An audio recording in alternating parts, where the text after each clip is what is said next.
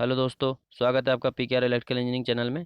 आज हम लोग देखने वाले हैं basic electrical engineering MCQ number 6 AC fundamental से। अगर दोस्तों हमारा वीडियो आपको पसंद आता है तो हमारे चैनल पीकेआर इलेक्ट्रिकल इंजीनियरिंग को सब्सक्राइब करें एंड दोस्तों के साथ शेयर करें एंड हमारा बेल आइकन ना दबाना भूलें। ठीक है दोस्तों।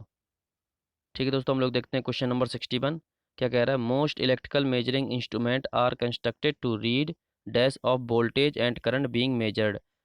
जो हमारे इलेक्ट्रिकल इक्विपमेंट होते हैं वो किस प्रकार की वोल्टेज एंड करंट मेजर करने के लिए कंस्ट्रक्टेड किए जाते हैं, मतलब बनाए जाते हैं। चूँकि हम लोग जानते हैं जो इलेक्ट्रिकल इंस्ट्रूमेंट होते हैं, इलेक्ट्रिकल क्वांटिटी होती है, वो effective value, RMS value and virtual value, तीनों की तीनों वैल्यू माप करने के लिए, वोल्टेज एंड करंट की तीनों वैल्यू को माप करने के लिए बनाए जाते हैं, मापने के लिए बनाए जाते हैं जो इलेक्ट्रिकल इंस्ट्रूमेंट होते हैं। तो इसका ऑप्शन हो जाएगा option number D, all of the above. ठीक है दोस्तों। अगला क्वेश्चन देखते हैं। अगला क्वेश्चन क्या कह रहा है कि the voltage and current rating, जो वोल्टेज और करंट की रेटिंग है of electrical equipment are usually expressed in term of. Electrical equipment में किस प्रकार से यूज की जाती है, किस प्रकार की रेटिंग जो होती है उसमें यूज होती है। तो चूंकि जो इलेक्ट्रिकल इक्विपमेंट होते हैं वो हमारे, चूंकि हमारे घरों में जो सप्लाई आती है वो आरएमएस वैल्यू होती है। तो RMS value and effective value होती है जो कितनी वैल्यू, मतलब कितना इफेक्ट वैल्यू करती है उस पर वो, एंड वर्चुअल वैल्यू। ये तीनों वैल्यू होती हैं जो सारे इलेक्ट्रिकल इक्विपमेंट में यूजली एक्सप्रेस्ड की जाती हैं इन टर्मों में। तो इसका ऑप्शन क्या हो जाएगा option number D, all of the above. ठीक है दोस्तों, इसका ऑप्शन हो जाएगा option number D, all of the above. ठीक है दोस्तों। अगला क्वेश्चन देखते हैं। अगला क्वेश्चन क्या कह रहा है कि in phasor diagram the length of the phasor to represents the dash of the sinusoidal quantity. जो साइनसोइडल क्वांटिटी होती है उसका फेजर डायग्राम जो हम लोग बनाते हैं वो किसके लेंथ से फेजर रिप्रेजेंट किया जाता है। जो साइनसोइडल क्वांटिटी होती है, मतलब चूंकि साइनसोइडल क्वांटिटी हम लोग जानते हैं साइन वेव में चलती है, तो जो रिप्रेजेंट करते हैं हम लोग, तो वो जो इसका फेजर रिप्रेजेंट करते हैं वो, ये मान लिया बी मैक्स या आई मैक्स, कोई भी फेजर हो, किसी का भी साइनोसॉइडल हो, वोल्टेज का है, करंट को। तो जो हम लोग इसका साइनोसॉइडल क्वांटिटी का फेजर लेंथ रिप्रेजेंट करते हैं तो वो हम लोगों का मैक्सिमम वैल्यू से साइनोसॉइडल क्वांटिटी का रिप्रेजेंटेशन होता है। उसको हम लोग मैक्सिमम वैल्यू से रिप्रेजेंट करते हैं कि अगर जैसे कि कोई फेजर बनाना है तो उसका जो रिप्रेजेंटेशन होगा वो मैक्सिमम वैल्यू से होगा कि वी मैक्सिमम कितना है या आई मैक्सिमम कितना है। उससे हम लोग इसका फेजर डायग्राम रिप्रेजेंट करते हैं जो बनाते हैं कभी भी। ठीक है दोस्तों, तो इसका ऑप्शन हो जाएगा option number A, maximum value. Question number 64 देखते हैं कि it is common practice to draw the phasor diagram in term of dash rather than dash in view of greater importance of. तो जो जो फेजर डायग्राम हम लोग खींचते हैं तो उसमें सबसे पहले तो हम लोग इफेक्टिव वैल्यू पता करते हैं कि इफेक्टिव वैल्यू क्या है, फिर बाद में maximum value and in view of the greater importance. क्योंकि उसमें से जो मोस्टली जिसका इंपॉर्टेंस होती है वो इफेक्टिव वैल्यू ही होती है। तो सबसे पहले क्या करेंगे हम लोग कि जो ड्रा करेंगे, तो इसमें ड्रा करने के लिए phasor diagram in term of effective value, maximum value and effective value. तो इसका ऑप्शन हो जाएगा ऑप्शन नंबर सी। ठीक है दोस्तों, तो ऑप्शन नंबर हो जाएगा इसका सी।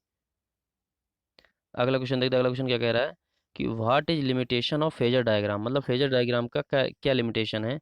तो चूंकि हम लोग जानते हैं जब फेजर डायग्राम हम लोग खींचते हैं, फेजर डायग्राम जब हम लोग खींचते हैं तो उसके लिए a phasor represents only one position of the wave from. Phasor खींचने के लिए एक वेव फ्रॉम आवश्यक है। ठीक है दोस्तों, and it does not give a complete description on A sinusoidal quantity. और इसके द्वारा एक कंप्लीट डिस्क्रिप्शन साइनोसॉइडल क्वांटिटी का नहीं दिया जा सकता। And a phasor diagram is draw to represent phasors at one frequency only. और जो फेजर डायग्राम है वो एक फ्रिक्वेंसी पर खींचा जा सकता है। तो यही लिमिटेशन होती है कि सिर्फ एक फ्रिक्वेंसी हो, phasor represent only one position in wave from. तो इसका ऑप्शन हो जाएगा option number all of the above, option number D, all of the above. ठीक है दोस्तों, इसका ऑप्शन हो जाएगा option number D, all of the above. ठीक है दोस्तों, अगला क्वेश्चन देखते हैं। अगला क्वेश्चन क्या कह रहा है कि एनी फेजर में draw along conventional direction with respect to fixed phasor is known as. तो जब हम किसी कोई फेजर खींचते हैं तो उसमें हम लोगों को एक, मतलब एक रेफरेंस फेजर लेना होता है। तो उस फिक्स, तो उसको हम लोग क्या जानते हैं कि उसको हम लोग रेफरेंस फेजर बोलते हैं।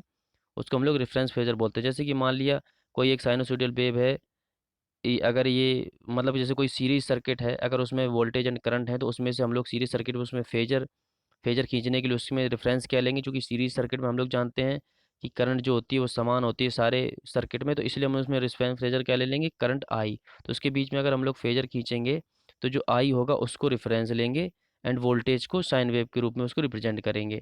ठीक है, और अगर हम लोग पैरेलल सर्किट लेते हैं तो चूंकि पैरेलल सर्किट में वोल्टेज समान होता है, तो उसका जब हम लोग फेजर डायग्राम खींचेंगे तो उसमें हम लोग जो वोल्टेज लेंगे वी, उसको हम लोग फेजर लेंगे एंड करंट का फेजर डायग्राम, मतलब उस करंट की वेव शेप खींच के उसको बनाएंगे। ठीक है दोस्तों, इस तरह से जो रेफरेंस, जो क्वांटिटी उस सारे सर्किट में सेम रहती है उसको हम लोग फेजर, रेफरेंस फेजर के रूप में रिप्रेजेंट करते हैं। ठीक है, तो इसका ऑप्शन हो जाएगा option number A, reference phasor.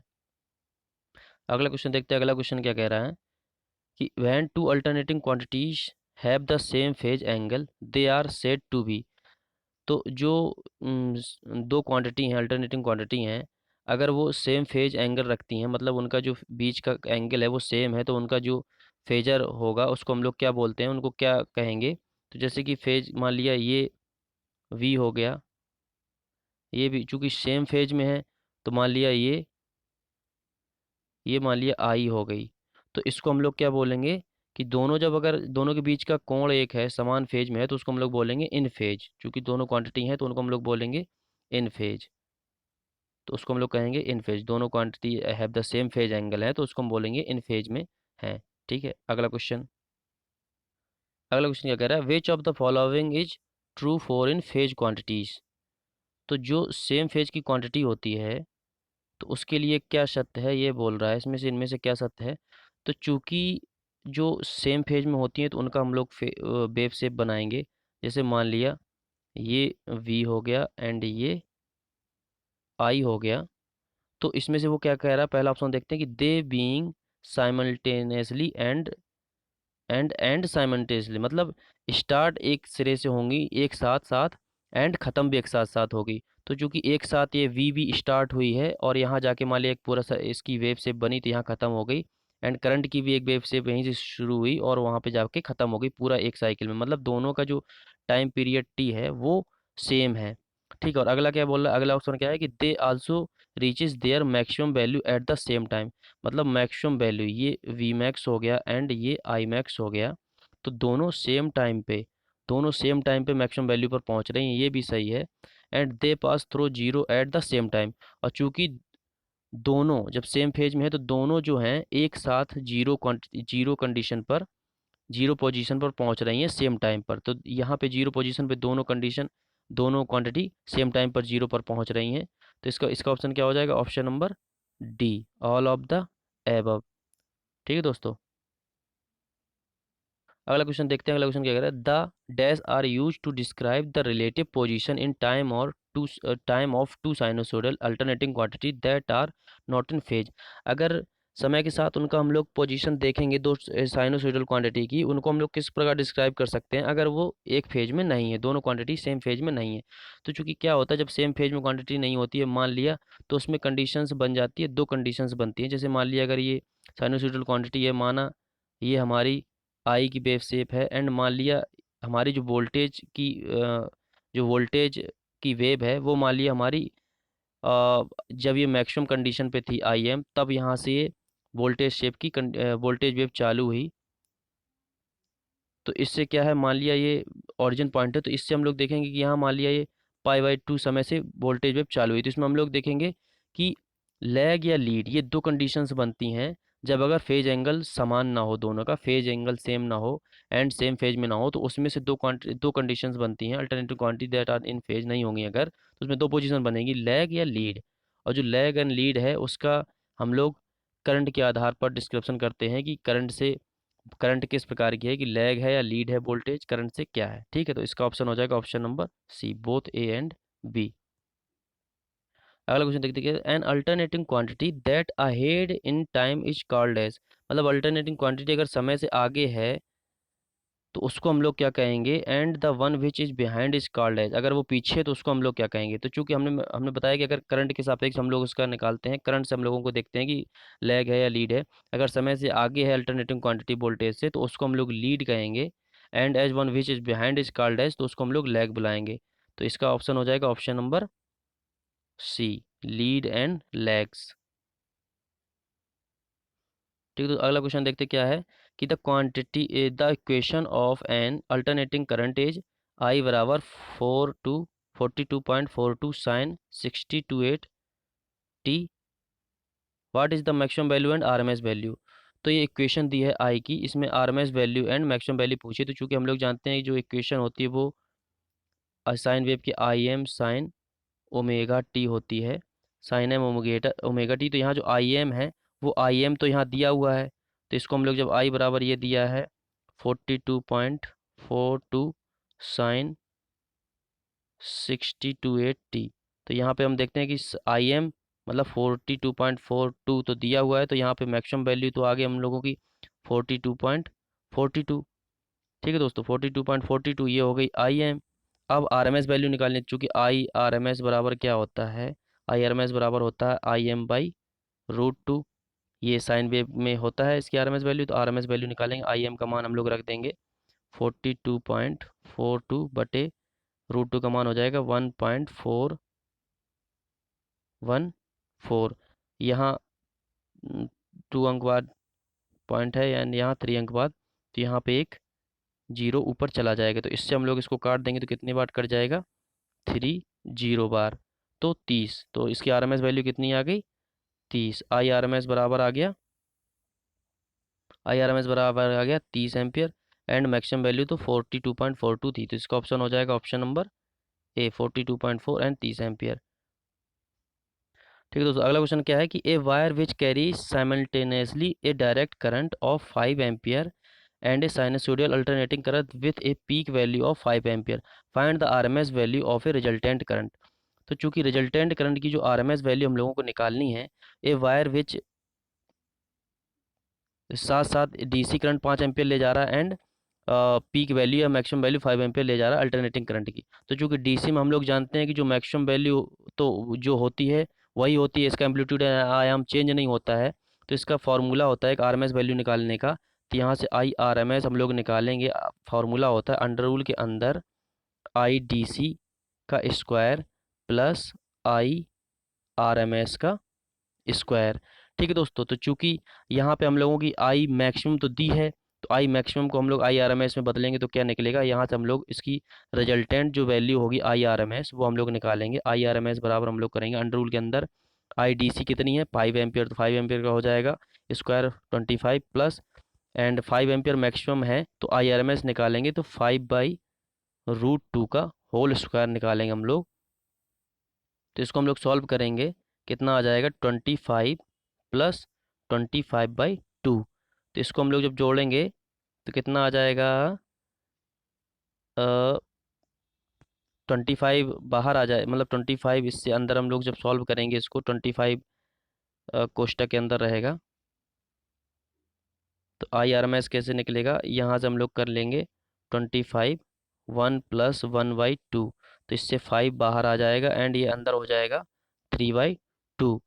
तो इसको जब हम लोग सॉल्व करेंगे तो 5 इंटू √3 का 1.723 एंड √2 का 1.414। जब इसको हम लोग सॉल्व करेंगे तो इसका इसका आंसर आएगा, इसका आंसर आएगा ऑप्शन नंबर सी इसका आंसर आएगा 6.12 ampere. I R M S जो निकल के आएगी वो आएगी 6.1 एम्पियर।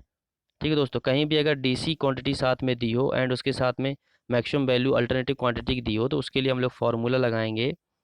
कोई भी अगर आरएमएस वैल्यू निकालनी है तो आरएमएस बराबर हम लोग लगाएंगे उसका फार्मूला आई डीसी का स्क्वायर प्लस आई आरएमएस का स्क्वायर। ठीक है दोस्तों, तो जो आरएमएस उसी से निकाल लेंगे जो मैक्सिमम वैल्यू दी है, इससे हम लोगों का आंसर आ जाएगा। ठीक है, अगला क्वेश्चन देखते क्या कह रहा है कि dash is defined as the rate of change of angle with respect to time. तो टाइम के साथ में चेंज ऑफ एंगल, एंगल का जो टाइम के साथ में एंगल चेंज होता है उसको हम लोग क्या बोलते हैं, उसको हम लोग बोलते हैं एंगुलर वेलोसिटी। जो द एंगुलर वेलोसिटी जो होती है defined as the rate of change of, जो होता है वो समय के साथ में